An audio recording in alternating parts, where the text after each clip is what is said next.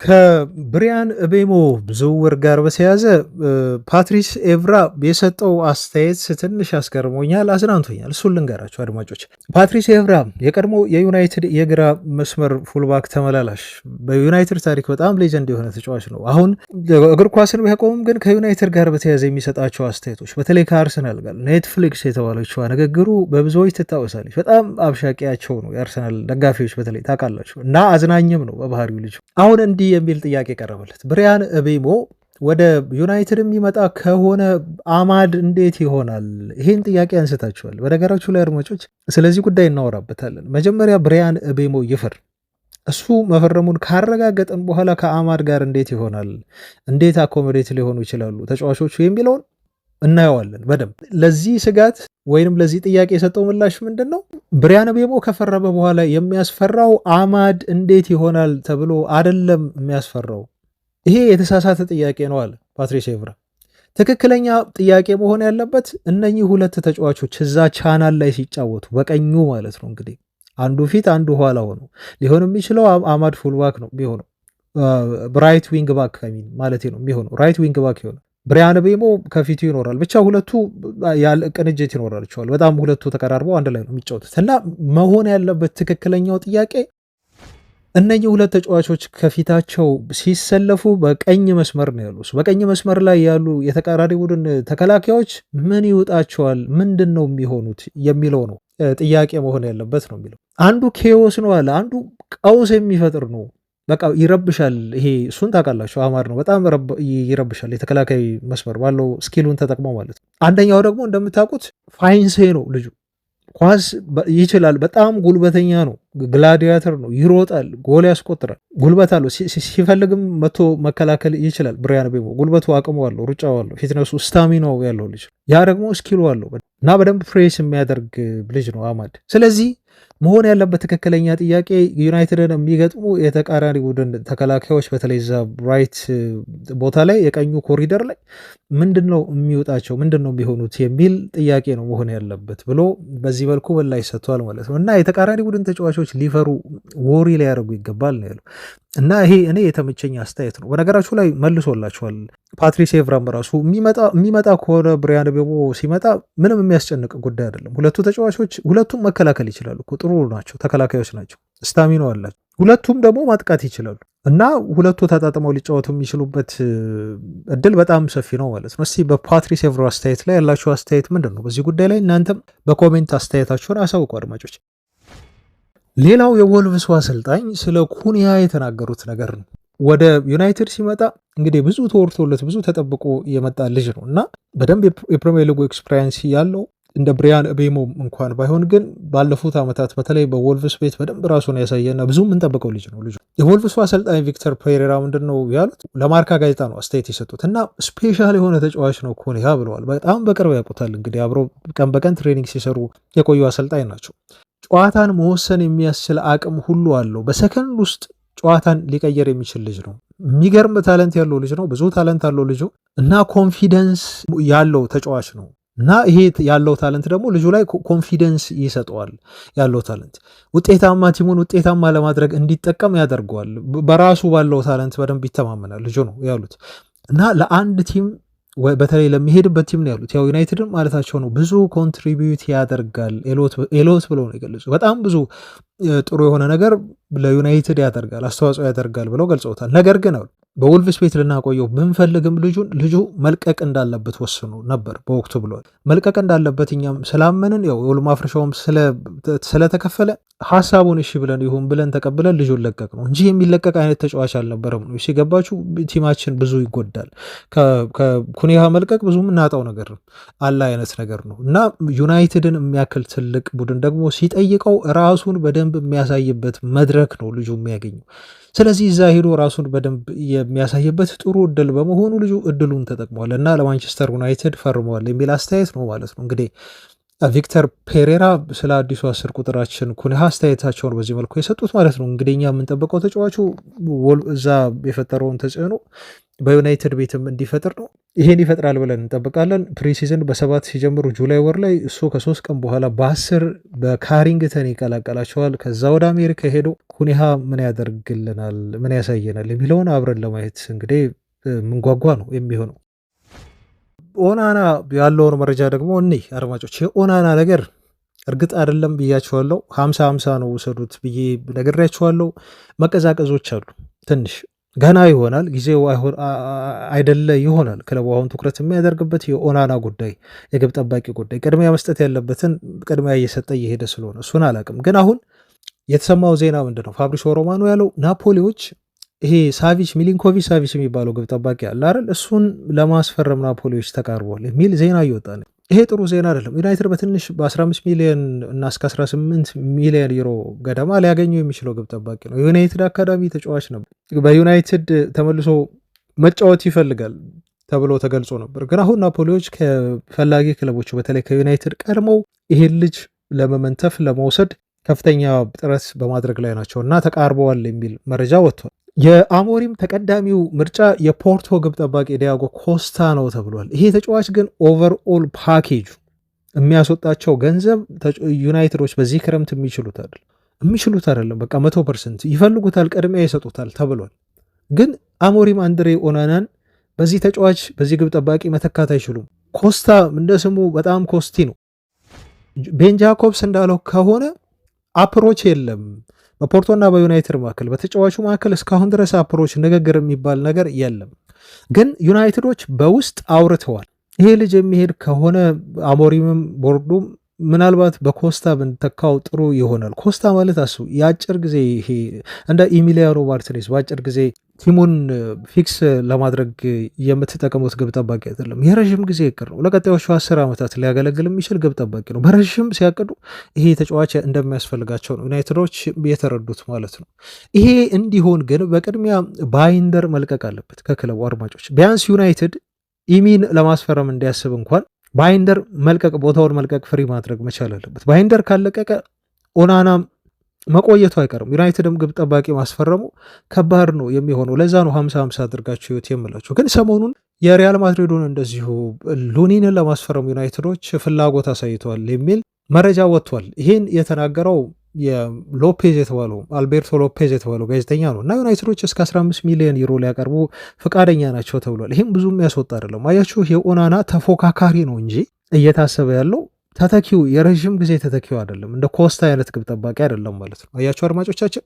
ስለዚህ 1 ዓመት የመቆየት ከዩናይትድ ጋር የመቀጠል እድላል። በሳሙኤል ሉካረስት ሁሉ ነው የተነገረው። 26 ዓመቱ ነው ይሄውን ሌሊን ተብሎ የሚጠራው ግብ ጠባቂ።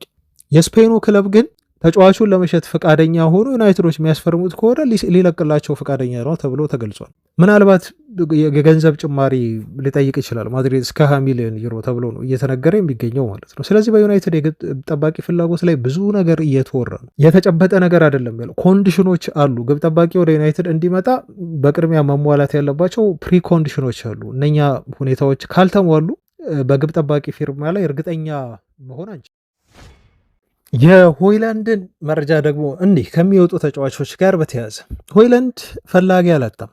የጣሊያን ክለቦች በተለይ አድማጮች ጣሊያን የክለቦች የፈለጉት ለምንድን ነው? ቀድሞውኑ ልጁን ስለሚያውቁት። በአትላንታ ሲጫወት ልጁ ተስፋ ከሰጡ አጥቂዎች ለጋ ሆኑ ተስፋ ካሳዩ አጥቂዎች መካከል አንዱ ነበር። ፐርፎርማንሱ በጣም ጥሩ ነበር። የትኛውም ስካውት ያደረገው ቲም ልጁ ታለንት እንዳለው የማይክደው አይነት ትክክለኛ ተስፋ ያለው ተጫዋች ነበር። ይሄን ነገር የጣሊያን ቲሞች ስለሚያውቁ ነው። በነገራችሁ ላይ ሆይላንድ በጣም ጥሩ የሆነ ፖቴንሻል አለው። ለዛ ይመስላል ጁቬንትስ፣ ናፖሊ፣ ኢንተር ሚላን ተጫዋቹን ለማስፈረም ጠንከር ያለ ፍላጎት ይዘው እየመጡ ያሉት። በተለይ ኢንተር ሚላንና ናፖሊ ልጁን ማስፈረም ይፈልጋሉ። ጁቬንትስ እንደ አማራጭ አድርጎ ነው የያዘው እነ ቭላሆቪች ምናምን የሚለቁ ከሆነ በሚል ማለት ነው።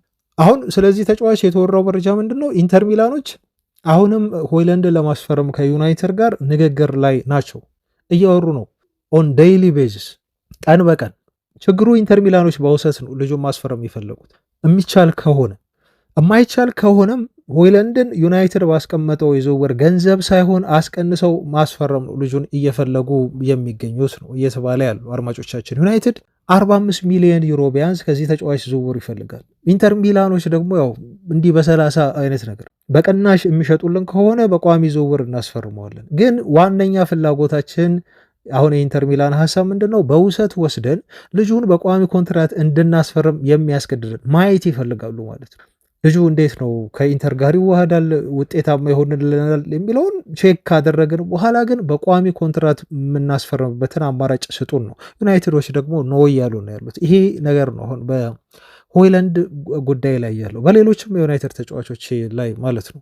አያችሁ ኢንተር ሚላኖች ስቲል ፍላጎት አላቸው፣ ግን ቅድሚያ መስጠት የፈለጉት እነሱ አንድ ተጫዋች አለ ማስፈረም የፈለጉ።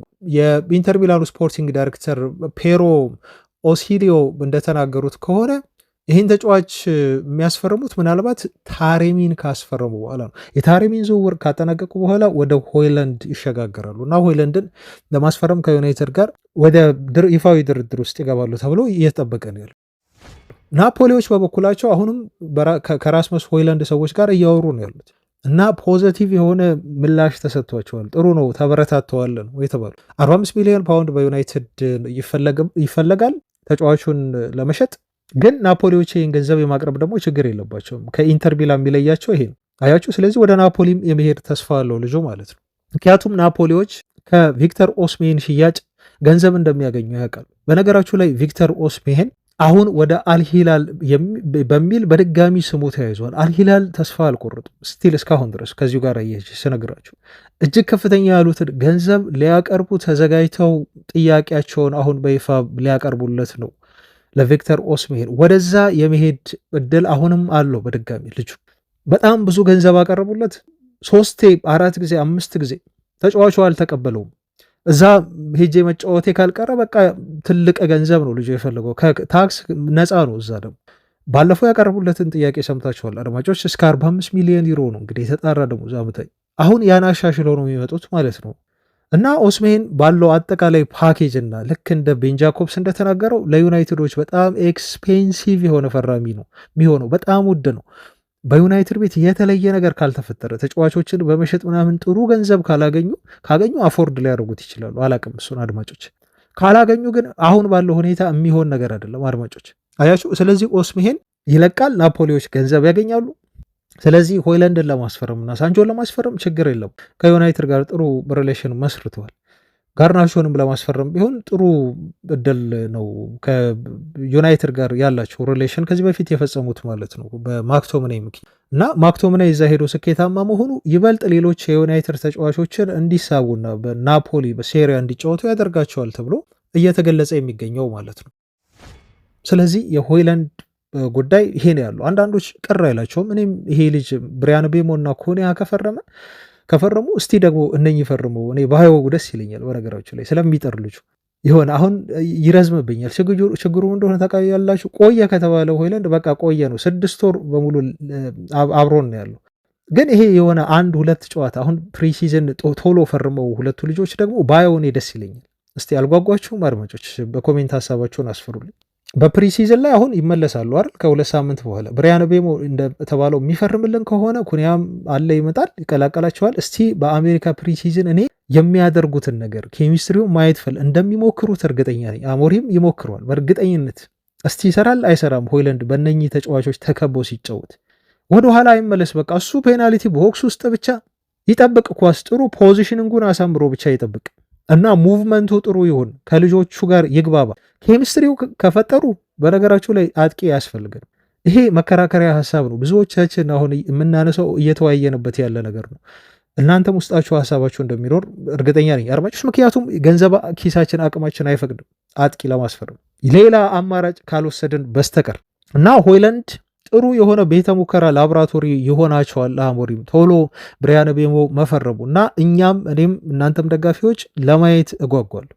ከዛ በኋላ እስቲ ደግሞ ስለ ተጫዋቹ መቅረት ምናምን ሌሎች ነገሮችን እናወራለን። ፕሪሲዝን ላይ እንየውናለች አይመስላችሁም አድማጮች? የራሳችሁን ሀሳብ ደግሞ እዚህ ላይ ማካፈል ትችላለ። ትላንት በርካታ ዝውውሮች ተነስተዋል። በተለይ ዩናይትድን የተመለከቱ በላይ ማለት ይቻላል የተለያዩ ዜናዎች ትላንት የወጡትና እነሱን ለማየት እንሞክራለን። አሌሃንድሮ ጋርናቾ እና ዩናይትድ ከሁለት ተጫዋቾች ተባለ። በጋርናቾ ላይ የ70 ሚሊዮን ፓውንድ የመሸጫ ዋጋ ለጥፈዋል። ይሄ ነገር ሩመር ይመስል ነበር።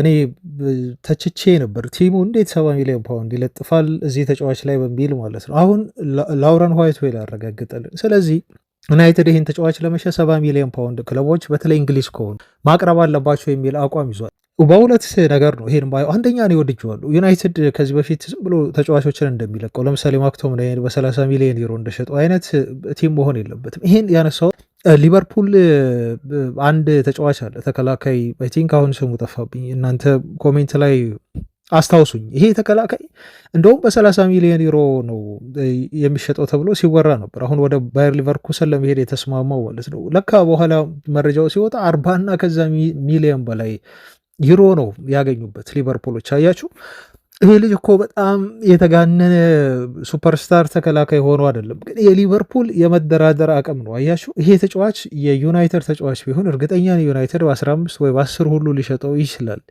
አንድ ከዚህ አንጻር ዩናይትድ ሲገዛም ሲሸጥም በጣም ቆራጥ መሆን አለበት። ጋርናቾ ታለንት ያለው ነው። እኔ መኑኝ፣ ጋርናቾ አሁን ስለ ጸባዩ አይደለም የማወራው ስላለው ኳሊቲ ስላለው ታለንት ነው እንጂ ስለ ተጫዋቹ ፐርሰናል ኤቲክስ ምናምን አይደለም እያወራሁ ያለሁት ማለት ነው። ጋርናቾ የሌላ ክለብ ተጫዋች ቢሆን ለምሳሌ የአያክስ ቢሆን ወይ ደግሞ የቼልሲ ተጫዋች ቢሆን እና እንደዚህ አይነት ብቃት ቢያሳይ ወይ የዶርትመንድ ተጫዋች ቢሆን፣ በዶርትመንድ ጥሩ ምሳሌ መስጠት ይሻላል። ዩናይትድ ከዶርትመንድ ታለንት እዛ ምናምን ስለሚያው ማለት ነው፣ ወይ ከአያክስ ስለሚያው የነኚህ ክለቦች ተጫዋቾች ቢሆን ጋርናቾ ዩናይትድ እመኑኝ 100 ሚሊዮን ዩሮ አውጥቶ ቢገዛው ነበር ልጁን።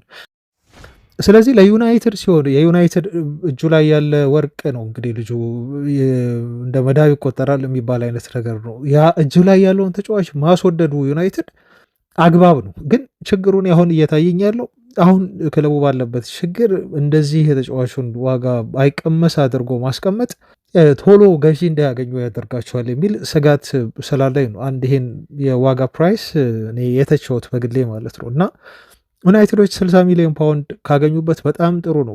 ከ55 ሚሊዮን ፓውንድ ጀምሮ እስከ 65 ሚሊዮን ፓውንድ ከዚህ ተጫዋች ካገኙ ኢስኦኬ። ምናልባት ሰቀላ አድርገው አስቀምጠው ገዢ ክለብ ሲመጣ ያው በደንብ ደፍሮ እንዲመጣና ጥሩ ጥያቄ እንዲያቀርብ ለማድረግ ይመስለኛል። ናፖሊዎች 40 ሚሊዮን ፓውንድ ብቻ ነው ያቀረቡት ባለፈው ጥር ላይ ውድቅ ያደረጉት ዩናይትዶች። አሁን ግን ይሄ ተጫዋች በተለይ እንግሊዝ እነ ቼልሲ ምናምን የሚፈልጉት አስቶን ቪላ የሚፈልጉት ከሆነ ይሄን ያህል ገንዘብ አምጡ ብለው ተምነዋል። ይህም ብቻ አይደለም፣ በማርከስ ራሽፎርድም ላይ የ30 ሚሊዮን ፓውንድ ከ30 እስከ 40 ለጥፈው ከሁለቱ ተጫዋቾች ብቻ ወደ 100 ሚሊዮን ፓውንድ ሂሳብ ከዝውውራቸው ላይ ያገኙ አስበዋል ተብሏል። እርግጠኛ ነኝ ኦፍኮርስ 70 ብለው 70 አያገኙም ለጋርናቾ፣ ቢያንስ ጋርናቾ 60 ማርከስ ራሽፎርድ ደግሞ 40 አካባቢ፣ የሁለቱን 100 ሚሊዮን ፓውንድ ማለት ነው። ይሄን ገንዘብ የምናገኝ ከሆነማ ለዩናይትድ እኮ ሰርግና ምላሽ ነው። አድማጮቻችን እጅግ የሚገርም ገንዘብ ነው የሚሆነው። ክለቡ አሁን ማቀዱ ኦፍኮርስ ጥሩ ነው፣ ግን ተግባራዊ ያድርገው። ልጆቹን አፋጥኖ ገዢዎችን በደንብ አድርጎ አናግሮ አግባብቶና አሳምኖ ልጆቹን በፍጥነት መሸጥ መቻል አለበት እኮ ነው ጥያቄ፣ የእኛ ጥያቄ እንጂ ፕራይስ ሴት ማድረጉ ላይ አይደለም። አሁን ብሪያን ቤሞን ያስፈርሙና አሁን ተቃርበዋል። በኋላም ዜና ማደርሳቸዋለኝ ስለሱ አድማጮቻችን። ስለዚህ ሙሉ ትኩረታቸውን መሸጥ ላይ ማድረግ አለባቸው። ለመሸጥም ይገደዳሉ፣ ግዴታ መሸጥ አለባቸው። ከዚህ በኋላ ሌሎች ዝውውሮችን ለመጨመር መሸጥ እንደ ፕራዮሪቲ የሚታይበት ወቅትና ሁኔታ ላይ ነው የሚገኘው ማለት ነው። ስለዚህ ይሄ ገንዘብ በእነኚህ ተጫዋቾች ጀርባ ላይ ተለጥፏል ተብሎ ተገልጿል። የጋርናቾን ነገር አድማጮች እዚህ ጋር በዛው እናንሳውና ትላንት ብዙ ብለንበታል፣ አንመለስም። ይሄ የፖስተው ፖስት ከስር ብራዘር የሚል ኮሜንት ነበረው ጋርናቾ ማሊያ አድርጎ ማለት ነው የራሽፎርድን፣ ያው ትላንት ስለወረረንበት ኢንስታግራም ላይ እና ብራዘር ብሎ እንደዛ ኮሜንት ያደረገው በጋርናቾ ሌተስት ኢንስታግራም ፖስት ላይ ማለት ነው። እንደዛ ብሎ ቢፖስትም ግን የተጫዋቹ የቅርብ ሰዎች ባሉ ኮሜንት ቢያደርግም የማርከስ ራሽፎርድ ብራዘር ብሎ ኮሜንት ቢያደርግለትም የማርከስ ራሽፎርድ ዙሪያ ያሉ አንዳንድ ሰዎች የቅርብ ሰዎች ቤተሰቦች ነው እንግዲህ የተባሉ ጋርናቾ ድጋፍ የላቸውም እና ሚዲያው እንደሚያወራ ሁለቱ ተጫዋቾች በጣም የቀረበ ግንኙነት የላቸውም። እንደውም ራሽፎርድ ይርቀዋል የሚል ሪፖርት ነው የወጣው። ይሄ ትንሽ በጣም ያስገረመኝ ነው እና ከትላንቱ ክስተት በኋላ በተለይ ማለት ነው እና ምንድን ነው የሚሉት የማርከስ ራሽፎርድ የቅርብ ሰዎች ሁለቱ ኢቨን የቲም ቦንዲንግ ራት እንኳን ሲኖር አብረው እንኳን ቀርበው የሚያወሩና በደንብ ቅርበት ቦንድ የሌላቸው ተጫዋቾች ናቸው ነው እየተባለ የሚገኘው ማለት ነው። ሜዳ ላይም ሆነ በደንብ ፒቹ ላይ በደንብ ሊንካፕ አድርገው ሲጫወቱ አናያቸውም። ከእንደገና ሌሎችም የሆኑ ፕሮግራሞች የቡድናዊ ፕሮግራሞች ሲኖሩ በዩናይትድ ቤት ውስጥ ሁለቱ ተጫዋቾች አንድ ላይ አብረው ሲሆኑ እንደዚሁ አይታዩም ብዙ ጊዜ። ስለዚህ እንደውም ምን ይሉታል የራሽፎርድ ሰዎች ጋርናቾን አቬሬጅ ሮናልዶ ዋናቢ ያሉ ነው የሚገልጹት ብሎናል። ሜን ያሉ አድማጮችን ያደለውም አቬሬጅ ሮናልዶ ዋናቢ፣ ችሎታው በጣም አቬሬጅ የሆነ ችሎታ የሌለው ነገር ግን ሮናልዶን መሆን እፈልጋለሁ ራሱን እንደ ሮናልዶ አድርጎ የሚያስብ እና በቃ የሮናልዶን ለመምሰል ሁሌ ጥረት የሚያደርግ ግን የሮናልዶ ያህል ምንም ችሎታ የሌለው አቬሬጅ የሆነ ችሎታ ያለው ብለው ነው የገለጹት። እንደዚህ ቅጽል ስም ሰጥተውታል ማለት ነው የራሽፎርድ ሰዎች፣ በራሽፎርድ ዙሪያ ያሉ ሰዎች።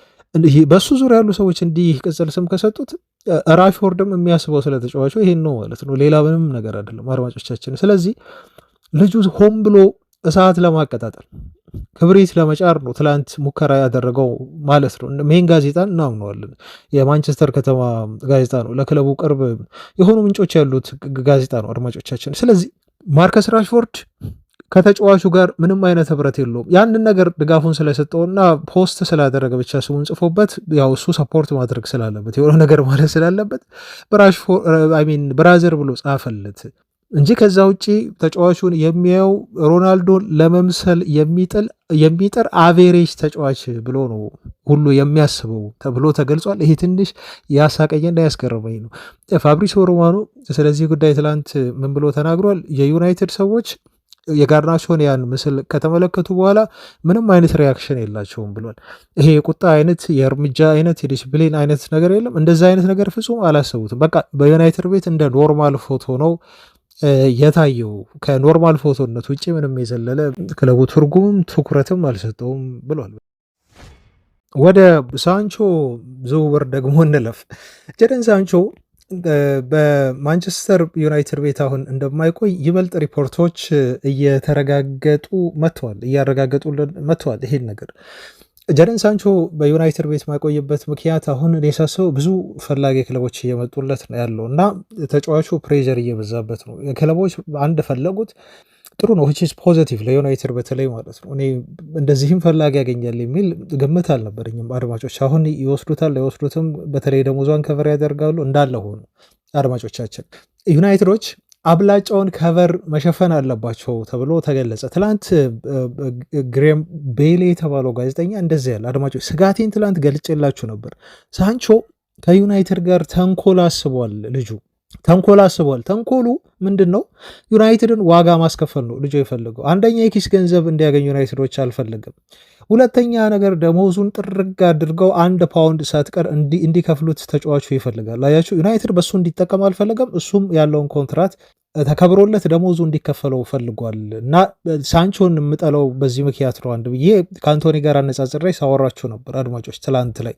የዝውውሩ አስቸጋሪ የሚያደርገው የዝውውሩን ሁኔታም ትላንት አስረድቻቸዋለሁ። ከሚያገኘው ደሞዝ አንጻር ዩናይትድ ምንድን ነው ያለው አማራጭ የሚለውን በውሰት ቢሰጠው ነው በውሰት መስጠት ምንም ጥቅም እንደሌለው ጭራሽ ለዩናይትድ ትልቅ ጉዳት እንደሆነ ነው ትላንት የነገርኳቸው። እሱን በውሰት ሰጡት ማለት አሁን ከኪሳቸው ሁሉ ገንዘብ አውጥተው ይከፍላሉ ማለት ነው። እሱን በቋሚ ኮንትራት ሸጡት ማለት ደግሞ አሁን 20 ሚሊዮን ፓውንድ ናፖሊ ለማቅረብ ለዩናይትድ እንደተስማማው ልጁ ቢስማማ ነው ወደ ናፖሊ ሲሄድ ማለት ነው። አሁን ዩናይትድ የሚስማማውና ናፖሊ የሚከፍለው ለምንድን ነው አሁን ለመክፈል ፈቃደኛ የሆነው? ልጁን በቋሚ ኮንትራት የሚያገኙት ከሆነ ነው። ገባችሁ? ናፖሊዎች 20 ሚሊዮን ፓውንድ እንሰጣለን ያሉት ልጁ በቋሚ ኮንትራት የማይሄድላቸው ከሆነ በውሰት ከሆነ ፍላጎቱ ናፖሊዎች 20 ሚሊዮን ፓውንድ መስጠት እኮ የለባቸውም አይጠበቅባቸውም ማለት ነው። አስቡት እስኪ ሳንቾን በ20 ሚሊዮን ፓውንድ ማግኘት ማለት በጣም ባርጌን ነው ለክለቦች፣ በጣም ርካሽ ገንዘብ ነው። ሳንቾ እንዳለው ታለንት 20 ብቻ የሚገባው ልጅ አይደለም። 50-60 ሚሊዮን ፓውንድ አውጥታችሁ ልታስፈርሙት የምትችሉት ልጅ ነው። ስለዚህ የትኛውም ቡድን ለዩናይትድ መጥቶ ለሳንቾ ዝውውር 20 ሚሊዮን ፓውንድ ከፍሎ ተጫዋቹን አሁን ማስፈረም ይፈልጋል። የትኛውም ቡድን ቼልሲም እኮ ፍላጎት አለው። አድማጮቻችን አሁን በሳንቾ ዙሪያ እንዲሁ ጥርት ሳደርግላችሁ ዩናይትድ የገባበትን ቅርቃሮ ነው ምነግራችሁ። ቼልሲም 20 ሚሊዮን ፓውንድ እነ ጋላት ፌነርባች አሁን እየተወራ እንዳሉ እነ ናፖሊ እነ ጁቬንትስ ምንም ችግር የለባቸውም 20ውን ለዩናይትድ መስጠት። ችግሩ በቋሚ ኮንትራት ከተጫዋቹ ጋር ሲደራደሩ ልጁ ያው ረጅም ዓመት የሚፈርመው ከዩናይትድ ለቀቀ ማለት ነው፣ ይለቃል። ይሄ ፐርማነንት ሲሆን ዩናይትድ መብት አለው ልጁ ላይ 1 ዓመት ኮንትራት ስላለው ዩናይትድ ተደራድሮ ነው የሚሸጠው። 20ውን ከከፈሉ በኋላ ለዩናይትድ ግን ተጫዋቹን ሲያስማሙት ለረጅም ዓመት ልጁ ምን ያደርጋል ማለት ነው፣ ብዙ ደሞዝ ይጠይቃቸዋል። ከተጫዋቾቹ ጋር ከክለቦቹ ጋር መስማማት አይፈልግም ልጁ፣ ምክንያቱም ከፍተኛ ደሞዝ ስለሚጠይቅ። አሊያም ደግሞ በዩናይትድ ቤት ያገኘውን ደሞዝ እንኳን የትም እንደማይሰጡት ያውቃል። የማንም ክለብ አይሰጡም። ሳንቾ በጣም 100% በዚህ እርግጠኛ ነኝ። ዩናይትድ ቤት አሁን ይሄ የሚከፈለውን ቤዚክ የሆነውን ሳለሪ ማለት ነው አድማጮች፣ ቤዚክ እንኳን 250 ሺህ ነው የተባለው አይደል ተጫዋቹ የሚያገኘው። ከእንደገና አዶንስ ምናምን ነገር ሲጨመር ደግሞ ተጫዋቹ እስከ 300 ሺህ ፓውንድ ደሞዝ ያገኘ። ይሄን የትም ክለብ ቢሄድ አያገኘውም፣ ያውቀዋል ሳንቾ። ስለዚህ ልጁ ማድረግ ያለበት ምንድነው? ራሱን ማዋደድ ነው። ክለቦች እንደሱን በረጅም ዓመት እንዳያስፈርሙት ማድረግ ነው። በመሀል ተጎዳ። ይሄው መጥፎ አመራር ያለው ክለባችን ዩናይትድ ተጎዳ ማለት ነው። አያችሁ፣ ልጁም ጎዳው። ኦፍኮርስ ልጁ ነው ፈቃደኛ መሆን ያለበት እና ልጁ ይሄን አልፈቀደም፣ ምንም አልፈቀደም። እልህ ውስጥ ተጋብቷል። አድማጮቻችን ከክለቡ ጋር ከደጋፊዎች ጋር እልህ ውስጥ ተጋብቷል። ልጁ እልህ ይዞታል። ይህን ተጫዋች ዩናይትድ አሁን ብዙ ክለቦች መፈለጋቸው እንዳለ ሆኖ ልጁ ፈቃደኛ ይሆናል ወይ የሚለው ነው ትልቁ ወሳኝ ነገር በዚህ ልጅ ዙሪያ። አለበለዚያ አሁንም ዩናይትድ ዋጋ መክፈሉ አይቀርም ማለት ነው። ፑሽ ማድረግ አለባቸው የክለቡ አመራሮች፣ በጣም ቆፍጣና መሆን አለባቸው። በቃ ልጁን ማሳመን መብቱ ነው። ኦፍኮርስ ኮንትራት ካሉ ምንም ማድረግ አትችሉም። በቃ ምናልባት ውሉን አፍርሳችሁ ወይም ደግሞ ቁጭ አድርጋችሁ ክለቡ ዩናይትድ ራሱ ልበቀለው ካለ የሞኛ ሀሳብ ይመስላል እንጂ ብዙዎቻችሁ እንደውም አስተያየት ሲሰጡ ነበር። ያለውን ደሞዙ እንዲሁ ከፍላችሁ እሱ ዩናይትድን እንዲመጉዳት ከፈለገ እሱን ቤንች እያደረጋችሁ ምንም የመጫወት እድል ሲያሰጡት ደሞዙን መክፈልም ዩናይትድ ይችላል፣ አማራጭ ነው። ልጁን ልጉዳ ካለ ግን ዩናይትድ እንደ ቲም ያን አያስብም። ዩናይትድ የሆነች ነገር ቢያንስ ከደሞዝ ቢላቸው ላይ እንኳን እሱን መቀነስ እኮ ትልቅ ነገር ነው ለማንቸስተር ዩናይትድ ማለት ነው። አድማጮቻችን እንደዚህ አይነት ችግር ውስጥ በዚህ ተጫዋች ላይ ገባ። አሁን ትላንት የወጡ መረጃዎች ምን አሉን? ተጫዋቹ ዩናይትድን ለመልቀቅ ሙሉ ደሞዜን ይክፈለኝ፣ ከዛ በኋላ ስለ ቋሚ ኮንትራት አወራለሁ እያለን የገለጸው ማለት ነው ልጁ። አያችሁ፣ ስለ በቋሚ ኮንትራት ስለመፈረም አወራለሁ፣ መጀመሪያ ግን ዩናይትዶች ያለኝን ሙሉ ደሞዝ ነው ያለው ከ15 እስከ 12 ሚሊዮን ፓውንድ ዓመታዊ ደሞዝ መጀመሪያመጀመሪያ ይክፈለኝ አላሉ። ከዛ በኋላ ነው ስለ ቋሚ ዝውውር ማወራው። በጣም እኮ የሚያስገርም ነው አድማጮች፣ የገባበት እልህ ከዩናይትድ ሰዎች ጋር በጣም የሚያስገርም። እንዲህ ሲል ተናገረ ሳንቾ፣ አቋሙን ገለጸ አሉ። ይኸው ትላንት የነበረኝ ፍራቻ አሁን እውን ሆነ ማለት ነው። ልጁ ዩናይትድን ዋጋ ለማስከፈል ምን ያህል ዝግጁ እንደሆነ እና ምን ያህል ርቀት ለመሄድ እንደተዘጋጀ ይሄ ያሳያቸዋል አድማጮቻችን። ሳንቾ አሁን ፈላጊ አላጣም፣ ጥሩ ነገር ነው። ፌነርባቾች መጥተዋል እሱን ለማስፈረም ፍላጎታቸውን በይፋ እንደገለጹ ነው ተገለጸ ያለው። ወደ ቱርክ ተጫዋቹ እንዲሄድ ሊያደርገው የሚችለው ትልቁ ምክንያት አንደኛ ሞሪኖ አሉ። ጆዜ ሞሪኖ ሊያሳምኑት ጥረት ያደርጋሉ ተብሏል። ምክንያቱም ያው ያውቃሉ ጆዜ ሞሪኖ ሳንቾን በቅርበት ያውቁታል፣ መቀየር እንደሚችሉ ልጁን ያምናሉ። ማሳመንና ወደ ቱርክ እንዲመጣ የማድረግ ምንም ችግር የለባቸውም። ይሄን ተስፋ አድርገዋል። በጣም የሚታመኑ የዜና ምንጮች ከቱርክ ትላንት እንዳሉት ከሆነ ሳንቾ እዛ ምናልባት ያለው የግብር ሁኔታ ወደ ቱርክ ሊግ እንዲያመራ ያደርገዋል ሲሉ ዘግበው። በቱርክ ሊግ የሚከፈለው የገቢ ግብር ስንት ነው አድማጮቻችን? 20% ነው። 20% ከእንግሊዝ ስታዩት ማለት ነው። ከእንግሊዝ ጋር ስታዩ እንግሊዝ ኦልሞስት ወደ 50% ተጫዋቾች ከሚያገኙት ደሞዝ ይከፍላሉ የገቢ ግብር ተብሎ 50%።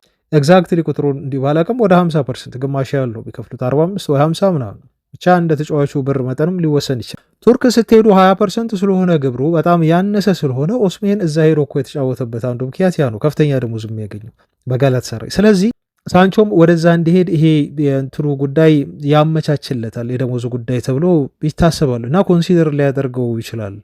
ፌነርባቾች ከሱ ሰዎች ጋር የሚያደርጉትን ንግግር ጠንከር አድርገው ገፍተውበት ሄደዋል የሚል ሪፖርት ወጥቷል። ሌላው የጁቬንትስ ጉዳይ ነው። ጁቬዎች ደግሞ ተጫዋች ሁሉ አቀረቡ ለዩናይትድ 2 ተጫዋቾችን። ዱሳን ቭላሆቪችን የዝውውሩ አካል አድርገን እንስጣችሁ እናንተ ጀደን ሳንቾን ስጡን በሚል ይሄ የልውውጥ ሀሳብ ዩናይትድ ያው ገንዘብ መጨመሩ አይቀልም ቭላሆቪች የሚካተት ከሆነ። ኦፍኮርስ ቭላሆቪች በራሷ ወደ 40 ሚሊዮን ፓውንድ የሚገመት ተጫዋች ነው። ችግሩ ክለቦቹ እንደዚህ ያወሩ እንጂ ልጁ ቢቀበለው አይቀበለው የተባለ ነገር የለም። ናፖሊም ፍላጎቱ እንዳለ ነው እንደምታውቁት። ልጁ የሚስማማ ከሆነ ናፖሊ ሊያስፈርመው ሬዲ ነው፣ ዝግጁ ነው። በግል ጉዳዮቹ ላይ በቋሚ ኮንትራት ናፖሊዎች ሊያስፈርሙት ይፈልጋሉ። ሳንቾ ይስማማሉ ወደዛ ለመሄድ? እሱን አናውቅም አድማጮች። የእሱ ጉዳይ የጀደን ሳንቾ ጉዳይ በጣም አወዛጋቢ መሆኑን ይቀጥላል እና ቶሎ የሚያልቅ ዝውውርም አይመስልም። ፈላጊዎቹ እየበዙ ነው። እሱ ምን እንደሚወስን የሚጠበቅ ነገር ነው ማለት ነው እና ብዙ ፈላጊ መምጣቱ ግን እንደ አንድ ፖዘቲቭ እንደ ጥሩ ዜና አድርገን የምንወስደው ነገር ነው።